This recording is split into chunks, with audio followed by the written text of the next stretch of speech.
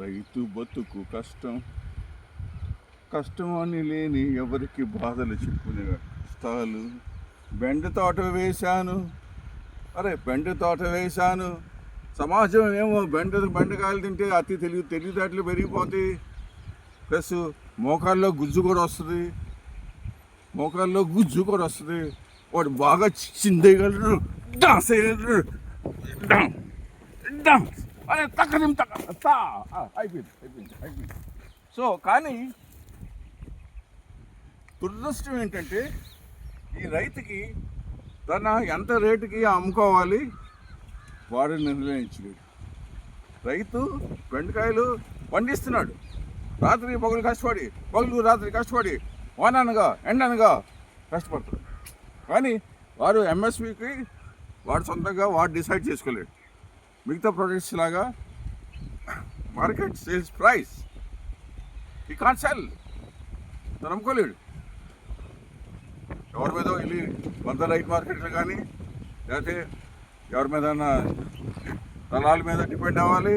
దళాల మీద ఎందుకు డిపెండ్ అవుతున్నాడంటే వీడు సొంతంగా వెళ్ళి వందల మార్కెట్లో అమ్మాడు అనుకోండి, పొలంలో ఎవరు పిండి కొడతాడు? కొడతాడండి? కొట్టరు కదా.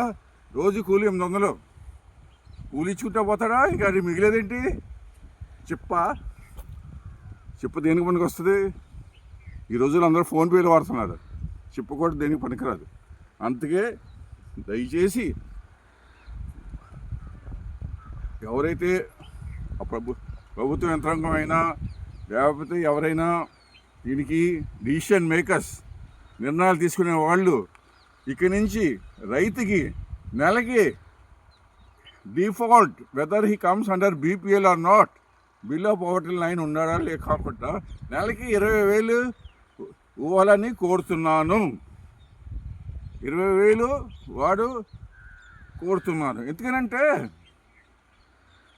ప్రతి వ్యవస్థ ఎలా అయిపోయిందంటే రైతుకి ఎవరైనా పెళ్ళిన వాళ్ళన్నా కూడా భయం వస్తుంది. ఎందుకనంటే వాడు ఇటువరకు వాళ్ళ అమ్మ నాన్న అడిగేవాళ్ళు, కానీ సంప్రదాయం పద్ధతి పోయింది. ఇప్పుడు అమ్మాయి అడుగుతుంది, నెలకి ఎంత సంపాదిస్తున్నామా అని అడుగుతుంది. వాడు ఏ పే స్లిప్ చూపిస్తాడు? పే స్లిప్ ఎక్కడ ఉందండి? వాడు చూపిస్తానికి నెలకి ఆదాయం ఎక్కడుంది? లేదుగా, 0. అందుకే వాడికి నెలకి ఒక ఫిక్స్డ్ అమౌంట్గా ఉన్నట్టు పెద్ద వాళ్ళు సర్లేండి అవన్నీ వద్దు, మేము రాజకీయం లేవు చెప్పుకుంటానికి, రుణమాఫీలు అయిపోతున్నాయి. పెద్ద వాళ్ళు కోట్ల రుణమాఫీలు అయిపోతున్నాయి.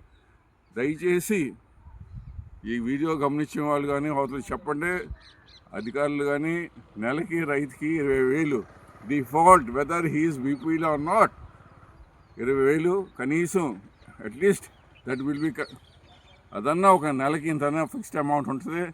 లేకపోతే సమాజంలో ఇది పెద్ద ఇష్యూ, పెద్ద ప్రాబ్లము. రైతు కుటుంబంలో పుట్టినోడు వాడు పొద్దున కూడా ఎవరితో మాట్లాడుతుంటే పాపాలు చేస్తుంటే మన కర్మ ఫలితాల్లో వాడు రైతుగా జన్మిస్తాడు.